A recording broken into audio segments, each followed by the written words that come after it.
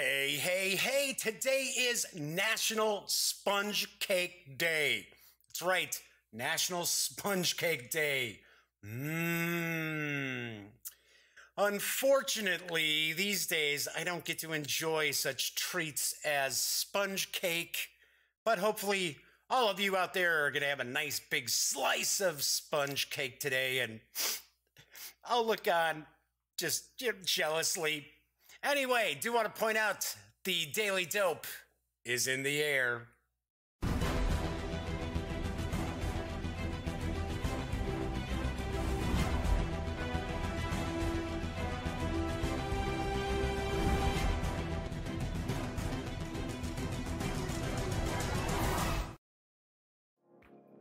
Howdy, howdy, howdy, gang. Yes, I'm Jeff McAleer. I'm back once again as your host here at The Daily Dope, presented by thegaminggang.com, of which I happen to be the Grand Poobah.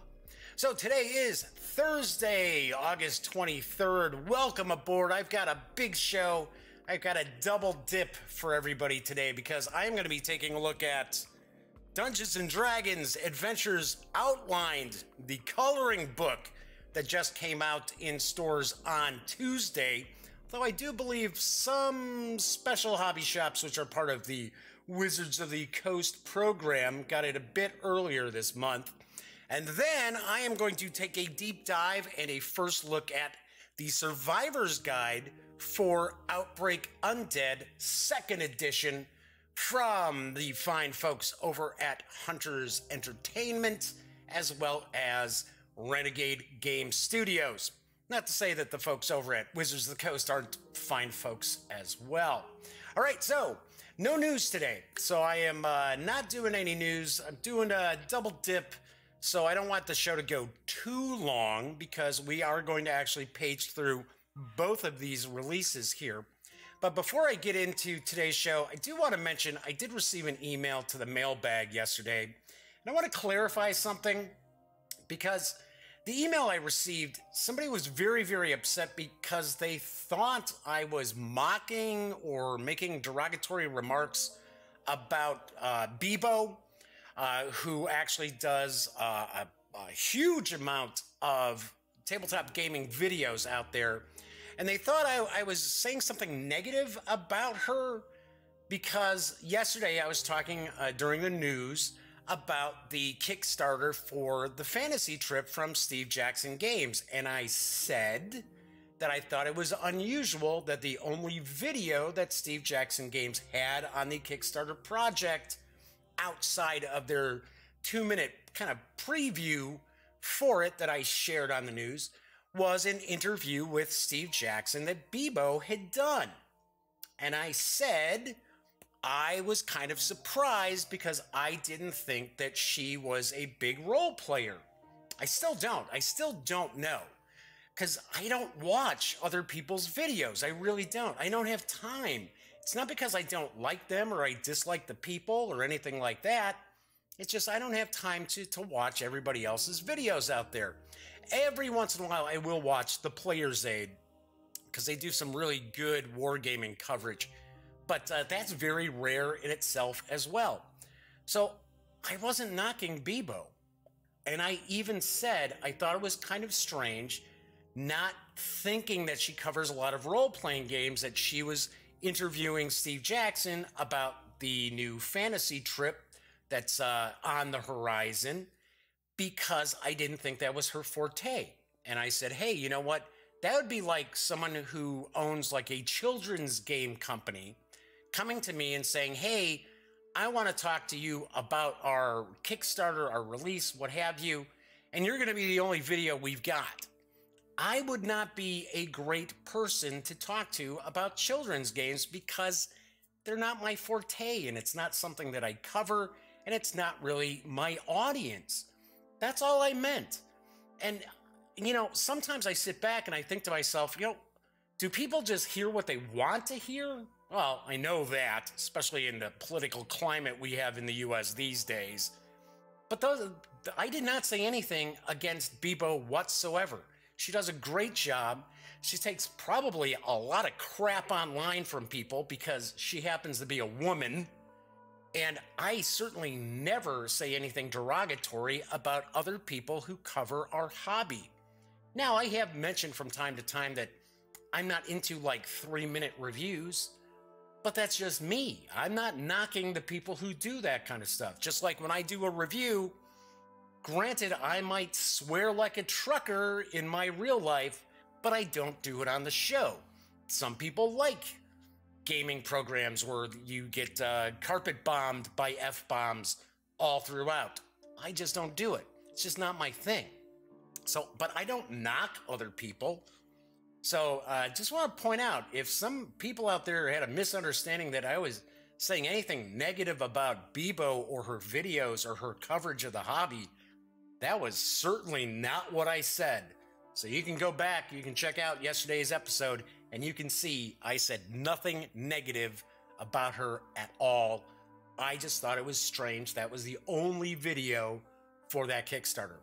All right, so that's it for my little pontification or whatever you want to consider it. But if this is the first time you're tuning in, do want to point out this is a live show. I know a vast majority of people watch the videos long after the stream was live, but if you are watching live, there is chat available. It's on YouTube.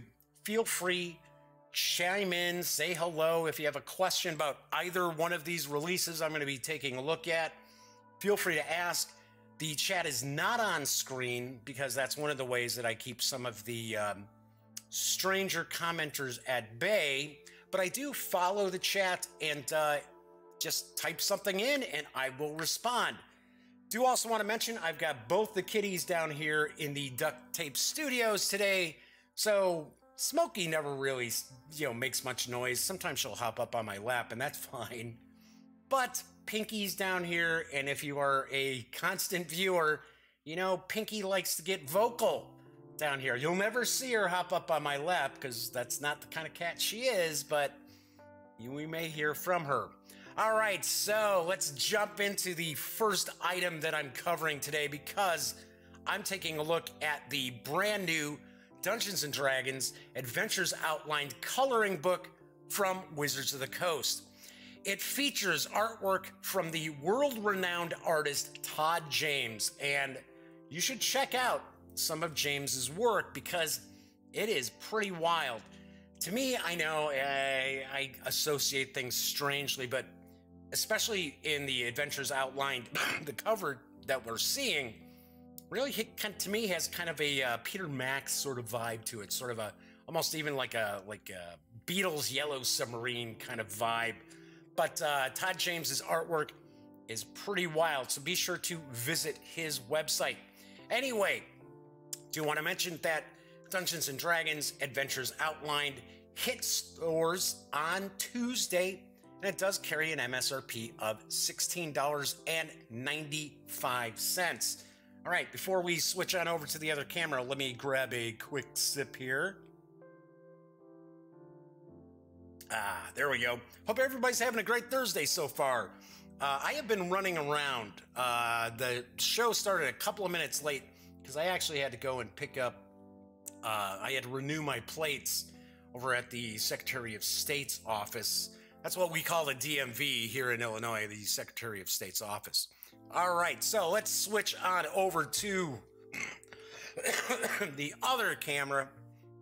So I do want to mention too that my sinuses have cleared up, but I still have it's going to be bronchitis. It always happens whenever I have some sort of sinus deal. It gets down into my lungs.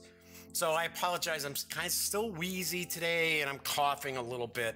So I apologize for hacking as I will be through the show here. So we got Adventures Outlined with illustrations by Todd James. This is a pretty hefty coloring book. This isn't a real short little adult coloring book. So let's see. How many pages do we have? Do we have page? No, we don't have page numbers, but I'm taking a guess. We're probably looking at maybe 60-ish, 60, 70 pages total. So this is kind of cool. I gotta be the first to admit, I am not into adult coloring books or anything like that. I know there are a lot of people out there who are, and that's cool. I mean, anything that you enjoy and helps pass the time and things like that, I'm all for it. So I'm going to put on my reading specs here as we jump in. So I get a kick out of, on the cover, of course, we've got the Beholder, we've got a Manicore, we've got a Mimic, and these look like goblins up here. I'm going to take a guess these are goblins. So let's dive on in and start taking a look. So I can see here that each, we're going to have a little bit of information about what we've got, what illustration we've got for folks to color. So here we have the Beholder Battle. And the Beholder Grizzlax had the adventurers beaten until it foolishly disintegrated the pointy head of Squiggles, the Wizard of Doom, and unleashed the gnome's legendary ire. So March of the Undead. Oh, we got Grizzlax again. Beware the Pudding, the Black Pudding, Flashy Hounds. So we've got some blink dogs. That's cool. I like that. Petrifying Peck. It's a cockatrice. Nice. I can tell there's some of these images, some of these illustrations have a little bit of humor to them as well. We got some Death Knights here, so we got some undead skeletons. Shifty Beasts, we got some Displacer Beasts here. Dragon Bones, an undead dragon, a Draco Lich. Eight-legged freaks, there we go. We got Driders. I always laugh when I see spider things, be it a real spider or movie that's got spiders in it, things like that. I always laugh because my best friend Elliot Miller over at voiceofe.com, who I talk about all the time, he games with me quite a lot. He's terrified of spiders. And I'm not talking, I mean, granted, I have been near a brown recluse out in Arizona that my buddy Louie and his son Louie and I had to kill because I was out on his porch. But those are pretty good sized spiders. Elliot's terrified of little tiny ones. So I always laugh at that. I'll never forget, yes, I know, I'm going to go off on a tangent here like I always do, but years ago, we're playing a game of Call of Cthulhu. I'm running a game of Call of Cthulhu, and we're in the kitchen of his house, and he has this rotating fan. And happened to look up, and there was a little spider, not a big spider, just a little spider, but it was above his head, and he had the ceiling fan on like low, so the ceiling fan was just kind of turning a little bit. And we kept telling him that the spider was actually trying to time those blades so they could just drop on down on him, and he was freaking out. So pretty funny. Yeah, so we've got Etten Rampage. It's got the Etten here. Friendly Flumps. Eldark the Mage spent many hours in telepathic conversation with the Flumps under his tower, exchanging tales of cloud giant castles and ancient magic artifacts. I gotta be honest, I'm not familiar with Flumps. I am not the most highly vested into Dungeons and Dragons as I probably should be. Although I really dig 5th edition, and I actually played White Box back in the day, and of course Advanced Dungeons and Dragons. But I'm not familiar with what Flumps are. They must be friendly. Maybe. Battle at Frostbite Ridge. So we've got a Frost Giant, the Frost Giant Blort. And here we go. We've got a nice 2-page right here. These look like maybe they're supposed to be goblins. I don't think they're orcs. We've got the Dragon's Lair. Saucy Jack knew that gold dragons had a taste for gems, so he brought a big one with him when he went to ask Gleamscale, the Ancient, about the Sword of Shazar. See, there we go. There's Saucy Jack.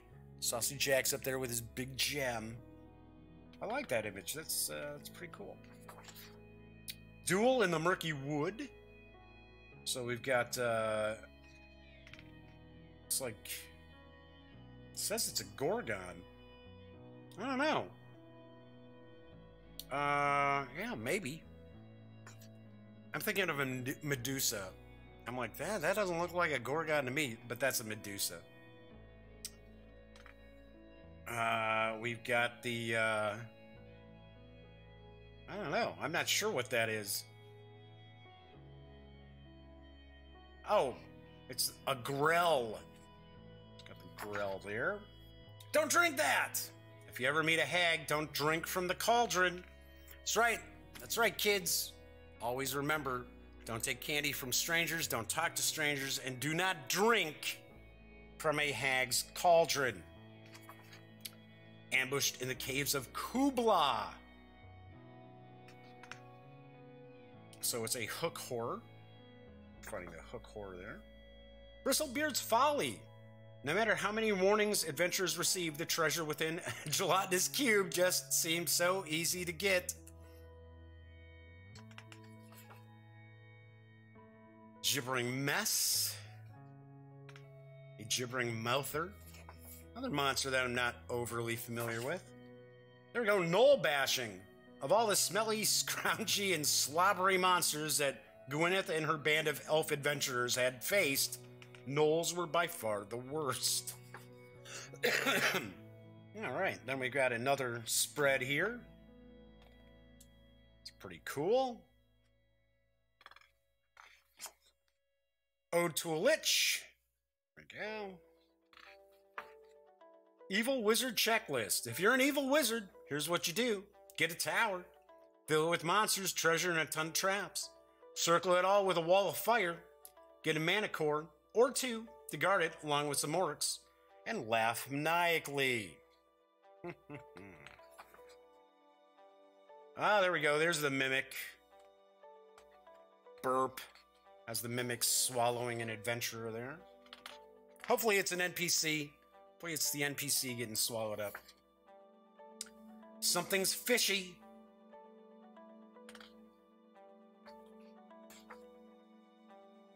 Cerebral Connoisseur. There we go. Mind Flayer. That's pretty cool. I like that. And Minotaur's Maze. Hey, this is pretty cool. Pretty cool image there. Cave Drums. Myconids. Another monster. I was waiting. I knew there had to be an owl bear in this book. There's gotta be the owl bear. I always get a kick out of how a lot of people are like, what the owl bears? But owl bears have been around since, gosh, I don't think they were in, I'm almost positive they weren't in the white box. But they were in Advanced D&D. I know they were in the Monster Manual for Advanced Dungeons and Dragons. So it's actually, it's a poem. Don't stare at the owlbear. Quest for the orb.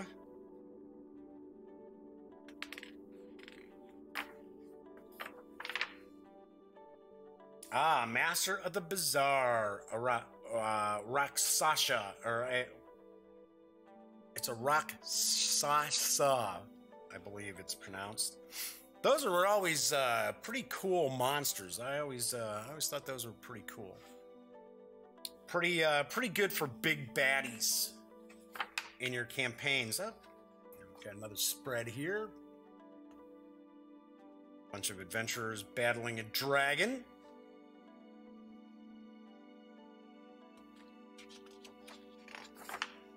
Rope-a-dope.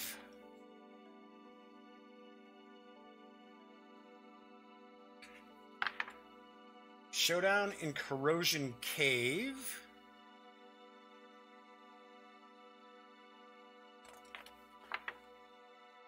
Fight at the Farmyard. Evil Fey Creatures. The reason I keep moving this book a little bit off center here, so kind of weird. Kronar's magnificent hair. The most amazing thing about Kronar the Brave's victory over Slorp was not that he won with his sword in his left hand, but that after the fight was over, Kronor's magnificent hair wasn't even wet. Slod, not salad. Caverns of Confusion with an Umber Hulk. Those are always also very cool monsters. Crispy Castles. Scaly Jerks. Nice. And we've got about the artist. So it's talking about Todd James. About the writer. And that looks like that is the last image for you to color. Pretty cool. This is pretty nice. Pretty nicely done. So, like I said, it seems to be a lot of these illustrations have a little bit of humor to them as well. So, I like that. Very nice. Anyway, as I mentioned, Adventures Outlined is available right now at your favorite friendly local game store. It's also available online. I do know there are some online retailers that are carrying it as well, and it does carry an MSRP of $16.95. All right, so next I am going to be taking a look at, let me move this out of the way for a sec. I am going to be taking a look at Outbreak Undead, the Survivor's Guide for the second edition of the game from Hunters Entertainment as well as Renegade Game Studios. But I do want to point out, if you are a role-playing game fan, and of course on Thursdays I love to cover role-playing games, today is the final day of the Cthulhu Mythos sale over at Drive-Thru RPG. You can save 25% on over 1,000 different PDFs. There's stuff for Call of Cthulhu, Trail of Cthulhu, Delta Green. So there's loads and loads of PDFs that you can save on.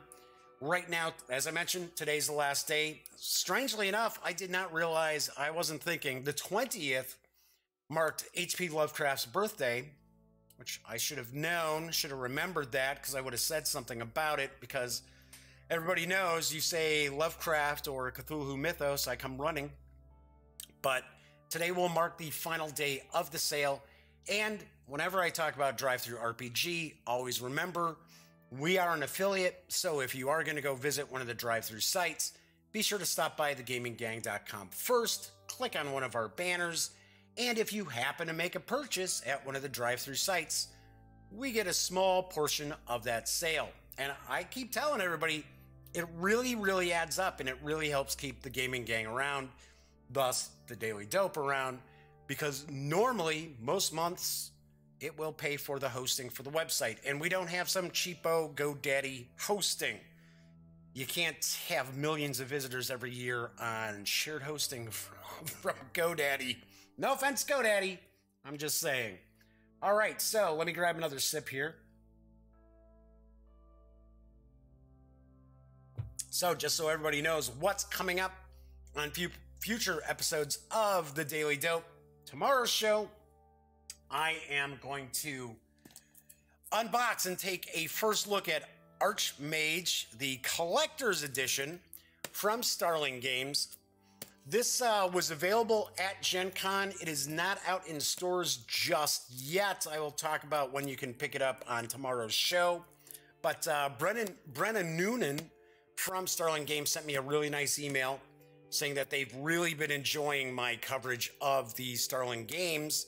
I did a review of Everdell, which I really like. Did an unboxing for Black Orchestra, which I will have more to say about that in just a sec. So, and then Archmage, really looking forward to checking this out because it's supposed to be a pretty deep strategy game. It's a fantasy game, and each of the players, I believe it's for 2 to 4 players, each of the players is a mage trying to earn the mantle of Archmage. So that is on tomorrow's show. Then on Monday, I will be unboxing and taking a deep dive into Legends of Andor from Cosmos Games. This has been out since about 2016, but it is new to me, and it is another fantasy game. It's a co-op game. It is an award-winning game. I am definitely really looking forward to diving into this. So that'll be on Monday. Now, I do want to point out that I am going to have a doctor's appointment next week because I have to do some follow-ups, and I still have to have that second stent put in the old ticker. So I'm hoping to have that done by October. So I don't know. Maybe in September, fingers crossed. But there's probably going to be one day next week where I won't have a show. I don't know for certain when it's going to be just yet, but I will let folks know. So the schedule I'm sharing with you could change a little bit. So on Tuesday, I am going to unbox and take a look at War Chest from Outbreak Entertainment Group. And this is an abstract war game for 2 or 4 players. And this looks pretty unique. It's got 16 different units. They all have special abilities. I did get to see a little bit of this demoed at Gen Con. I have not played it. And this is a pretty heavy box because the units are actually almost like poker chips. So we'll get to take a really close look at that on Tuesday. On Wednesday, I was just talking about Black Orchestra. I am going to be reviewing Black Orchestra from Starling Games. I'll give you a hint.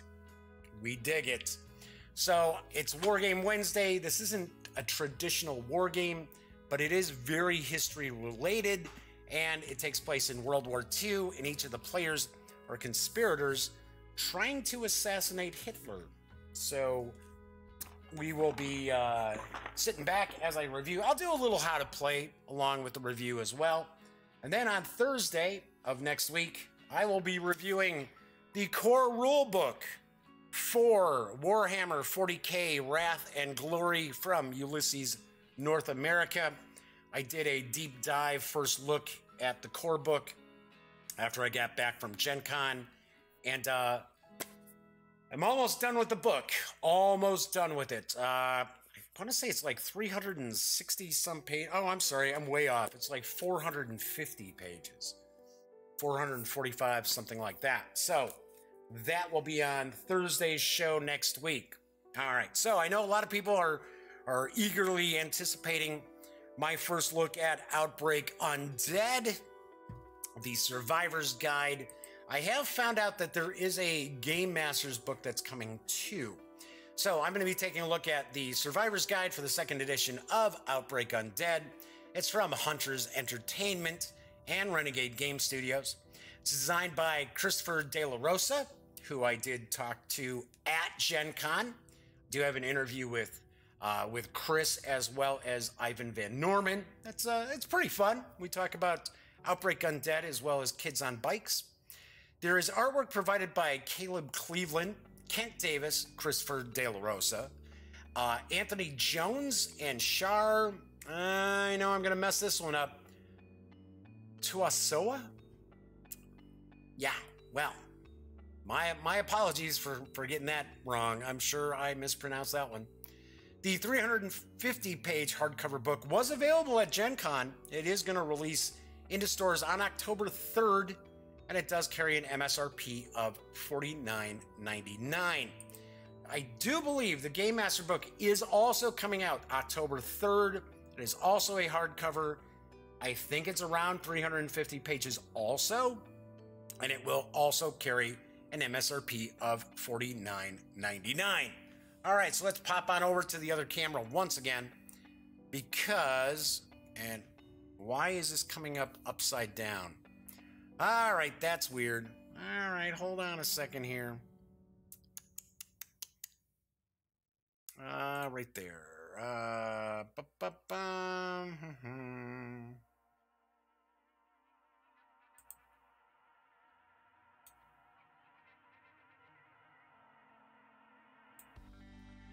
Nope. Yeah, I keep flipping this stuff around. I usually don't actually have 2 back-to-back. There we go. I don't usually have 2 back-to-back sections or, portions of the video where I'm just up in the corner and got the item out here. So I have not had to use this little scene. Not to get too technical, I have to build little pieces together here for the show. So I guess I hadn't used that scene in quite a long time.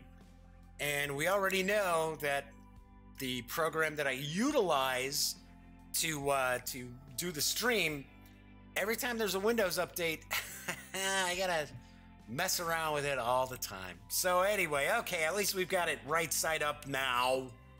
So Outbreak Undead is the zombie survival role-playing game. This is the Survivor's Guide. And I reviewed the original Outbreak Undead back in the day. Really liked it. I thought it was a pretty cool system, very different. More simulation than anything else in a lot of ways as far as a role-playing game. But my knock on it was the presentation. I did not like the artwork. And I understand where Hunters was going with the layout and everything, the artwork. It was supposed to be as if it was just a regular person, writing a journal, sketching, what they were seeing and things like that. It just, I don't know, some of it was kind of painful. I mean, and I did have to knock my final review score just a little bit because I thought the presentation was kind of weak. And I know I wasn't alone in feeling that way. So this is the new edition. The second edition has actually been floating around a little bit for, I think, a couple of years. And so far, there was just, I know, like a rules booklet that was available. Now, this is a big hardcover book with lots and lots of new material. So, in this second edition to the award-winning survival horror role-playing game, Outbreak Undead, ordinary players become survivors attempting to thrive in a frightening new world dominated by horrors. From gas-guzzling raiders to hordes of relentless undead, players must use their intuition with a dose of grit in order to survive.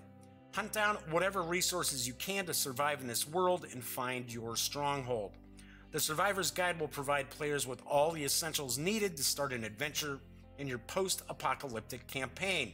Whether you're looking for a single hack-and-slash experience or a bone-breaking level of immersion, Outbreak Undead 2nd Edition features 3 compatible levels of rules to help players get into the game quickly and provide the ultimate realistic role-playing experience. What will you do? So that was one of the things that really drew me to the original Outbreak, the original edition of Outbreak, was just the kind of level of realism. And one of the things that was also cool, and there have been supplements, supplemental books that came out later for the first edition, which I believe we should see some of with this second edition, that it didn't just have to be your typical zombie apocalypse. There were a lot of different ways that you could kind of tweak and craft the setting and the backstory to meet what you wanted to play. As opposed to, okay, well, these zombies are all going to be like The Walking Dead. Or you're going to have fast-moving zombies like 28 days later and 28 weeks later. You had a variety of all different ways that you could present that didn't even have to be undead. So, this is the second edition. I can tell you right off the bat, the page stock, the paper stock, very, very nice. So we got our table of contents here. Got a warning. Playing this game incites a certain real psychological hazard to players, especially should they decide to play themselves as characters. Very, very true. There is a test, I believe it's in the book, I know it's online, that you can take and you answer all these different questions and it will actually create the character based on the answers you give. So you could play effectively yourself. I don't know if I'm a huge proponent of that. Simply because it's pretty tough when you're playing essentially yourself and you die in the game. So, I don't know. You can always play another a fictional character that's exactly like you. Doesn't have to necessarily be you. So, what is Outbreak Undead? How to use this book. Talking about the layout legend. Talking about the main text. Newsprint. Reference tables or entry templates. Most of Tri-County evacuated. Eaten. Cannibals. And it's like, say zombies, you media cretin. So this is the introduction here. What is survival horror? Who are you? Who are they? What you need to play? Dice overview. The D5. There's a D5. All right, so here we've got the character sheet. That's a test. Spew. S-P-E-W. So it's your spew attributes, or I should say attributes. So we've got essentially a 2-page character sheet, it looks like. So we've got the first page here. Got a breakdown of what everything is. That's pretty nice. I like how they're doing that, because that doesn't necessarily always show up in role-playing games, where it kind of gives you a breakdown of, hey, this is what every area of this character sheet's supposed to be. Triggered effects, traits, equipment. Talking about cards. So you can use optional cards for the gameplay. Character cards. Event cards, formation cards. I gotta be honest, I am not necessarily a huge proponent of different cards. Now, for an example, like a game like Torg Eternity, yeah, the drama deck has a kind of a really integral part to the game, that you really need the drama deck to play the game. You don't have to. There are optional rules to not use it. But I can see, yes, the drama deck. Other games out there, when they make these cards, when it's just, oh, well, here are the weapons and characters and things like that from our published adventure. To me, that's going a little overboard. It's, kind of dip it in your pocket a little too much. Now, I don't know. I have not seen these cards. So I'm just saying, from kind of an old school game master perspective. Then again, I'm also not a guy who's big on having miniatures at the table. I think miniatures are kind of distracting. I know a lot of people are like, Jeff, you're out of your mind. My miniature really helps me focus, and I can, kind of imagine more. And I get that. I completely understand it. But just to me, I think it's kind of more of a distraction from the storytelling aspect. If you're running a game that's like really combat heavy, yeah, I could see going with the minis. So we got loot cards, different icons, injury cards, trait cards. I would take a guess these cards will become available probably in October, when the second edition books do arrive in retail for Outbreak Undead. So talking about the character, talking about creating the character. Tell you what, I definitely like the layout way more than I did on the first book. The first book, now this is okay. These sketches and that, they're fine. The other sketches, and I'm not trying to harp on this, but the other sketches were almost like a little kid scrawled them out.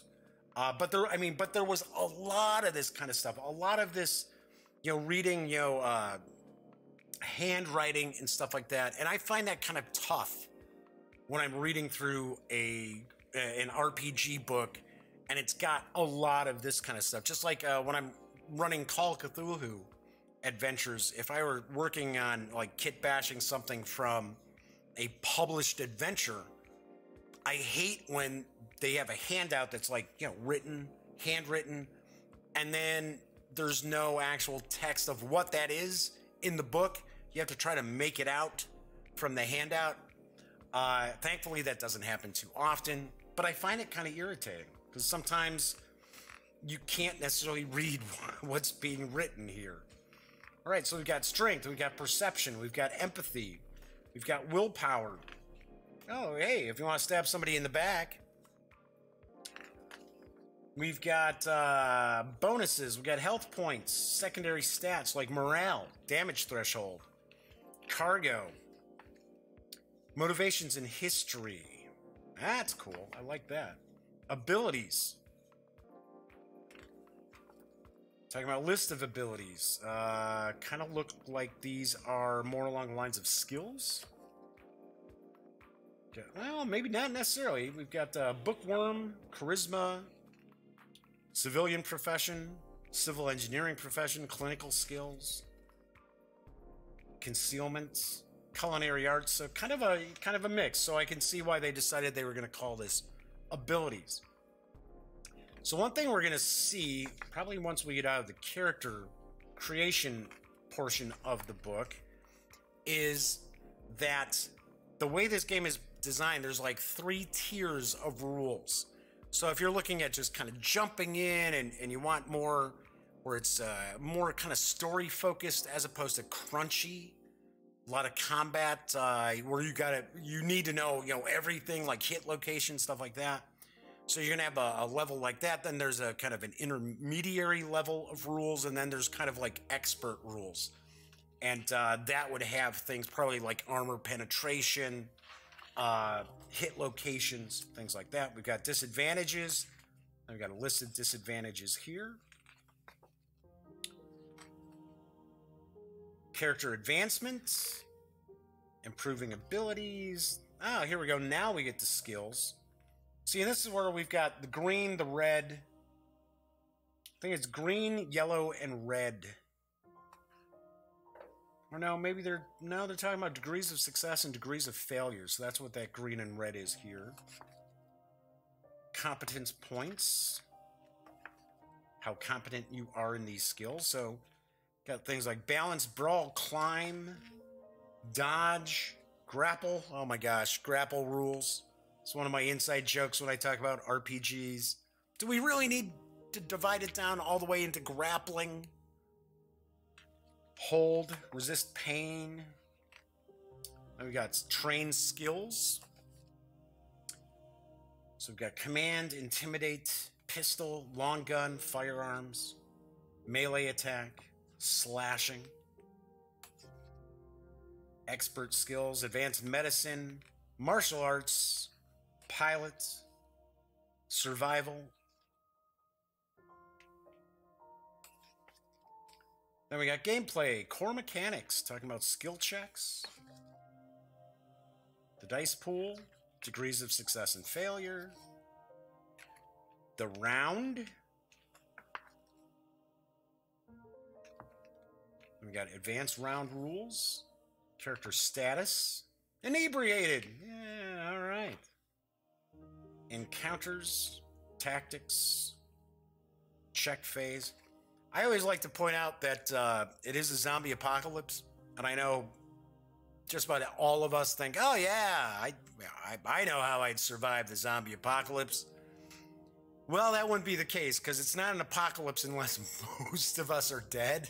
So I'll be the first to point out I would probably be buying the farm. So there we go. Here we got the hit locations, combat special rules. We've got some example combats, damage types, advanced injury rules, healing injuries. So it seems like when we see an area that's got kind of a green highlight, that's talking about kind of the core rules. Then when we see them highlighted in yellow, those are kind of the intermediate rules. And then the red, I believe, are advanced. I believe that's how we're seeing, like, for an example, fatigue resting and natural healing. Move that away from my mug so people see what I'm pointing at. That looks like that's probably kind of an intermediary, mid-level kind of mechanics, rules to the game. Keeping track of time. Speaking of time, strangely enough, a lot of people don't realize the importance of time in a role-playing game, especially from a game master's perspective. Time and tracking it really actually brings, you know, more suspense. I mean, personally, I think you can't run a role-playing game if you don't track time, because then nothing really matters, right? You never have to eat. You never have to sleep. You don't have to, you know, travel someplace. We've got animals. Travel, speaking of travel. Psychology and psyche. Insanity effects, there we go. Formations. Then we got equipment. I'm taking a guess we are probably not going to see a ton of Game Master information in this book because, as I mentioned, I believe there is a special Game Master's book. So this is more kind of a player's handbook, but it is giving you all the rules. So this is kind of a core book, and I guess the Game Master's book is going to, of course, be geared towards the person who's running the game. We got kits. Kit is a collection of physical, sometimes reusable elements that are used together to maximize the effectiveness of the user's training for a specific purpose. For example, scissors, a pocket knife, reusable ace bandages, and cold compresses can be part of a functioning first aid kit. Showing different icons for different kits. Kit size categories. Yeah, it looks like you can make this as crunchy as you want. Making checks without abilities, individual equipment, substituting for kits, constructing kits, triggered effects, and gear universal special rules. Hey, look, we got a bookmark popping up. Cool. I always like when we get a bookmark.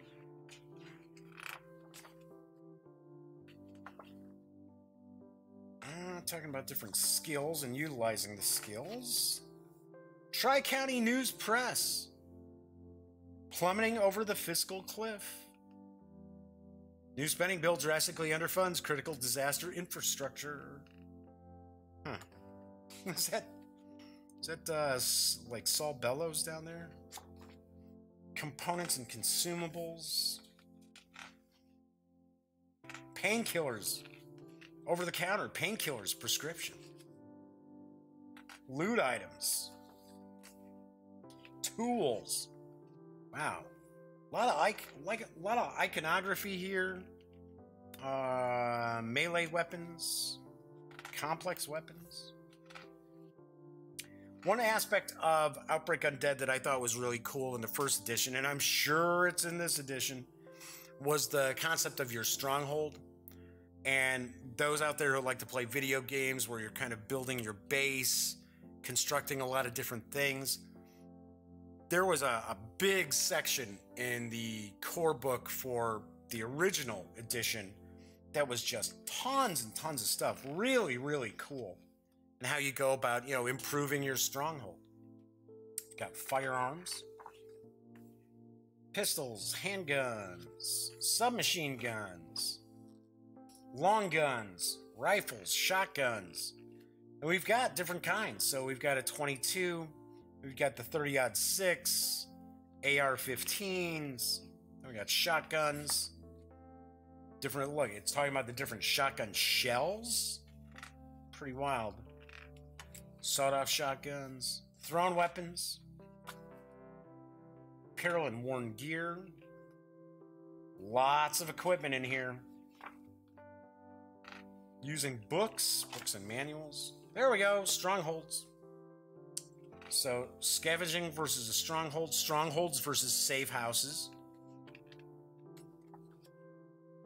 Natural healing and rest locations, talking about the strongholds here.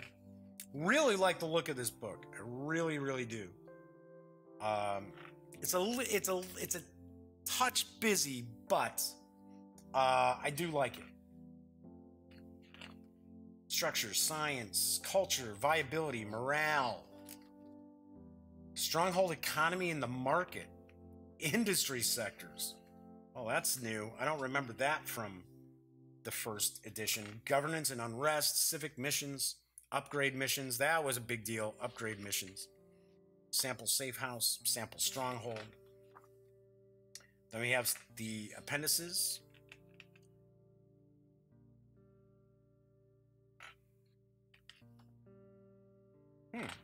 Nice. So, we got some sample characters too. So for those who want to jump right into gameplay, here are 3 characters at different stages of the outbreak.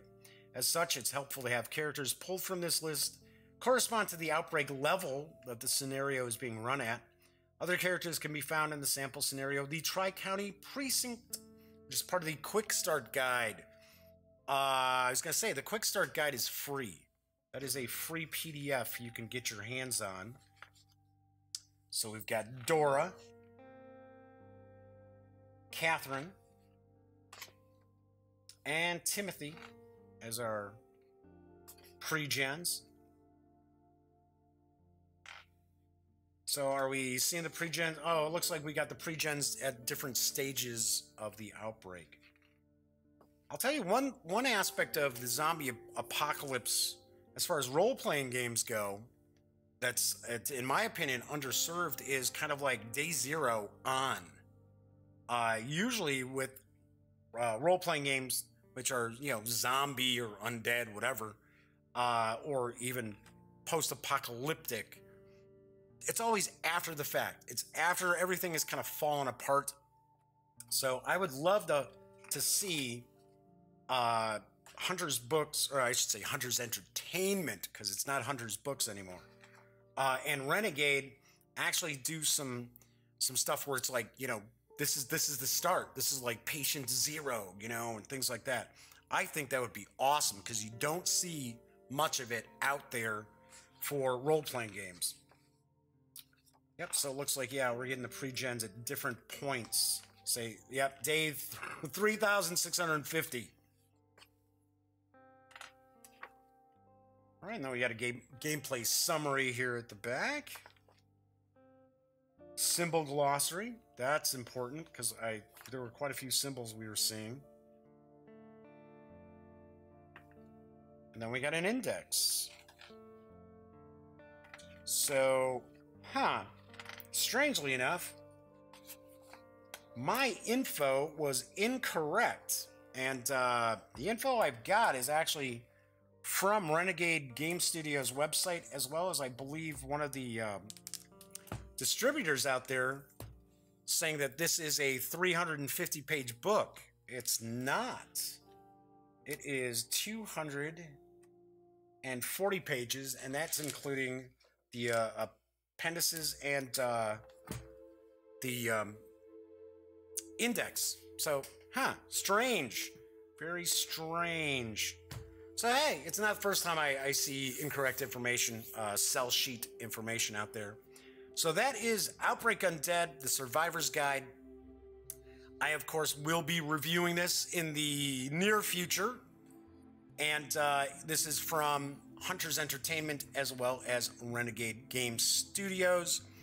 It is hitting retail stores October 3rd, and it will carry an MSRP of $49.99. Although, once again, talking about kind of conflicting info, I did see a distributor saying that it's $50. It's not $49.99, it's $50. So kind of strange, kind of weird, but very cool. As I mentioned, I definitely dig the layout. Very cool.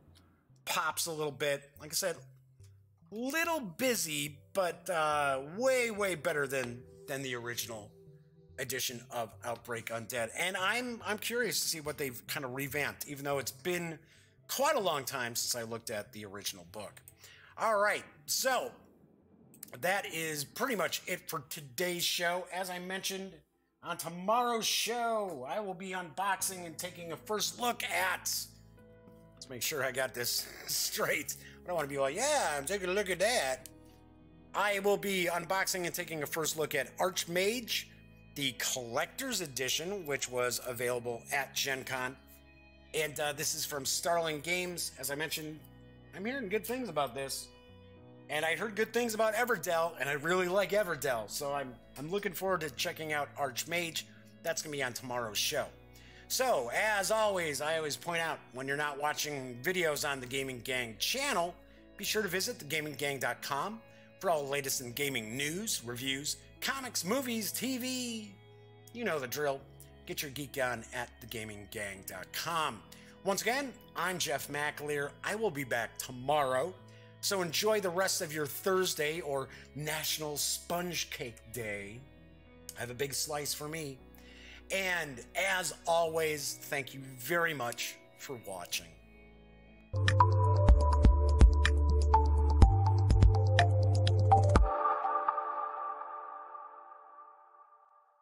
Thanks again for watching The Daily Dope, presented by The Gaming Gang. If you like this episode, be sure to give it a quick thumbs up. And if you dig the channel, please subscribe. If you'd like to check out our previous episode, click right here. And if you want to check out a somewhat randomly selected episode, give a click right down here. It'll be like opening a box of Cracker Jacks. You just don't know what you'll get. Once again, thanks for watching, and I'm Jeff McAleer.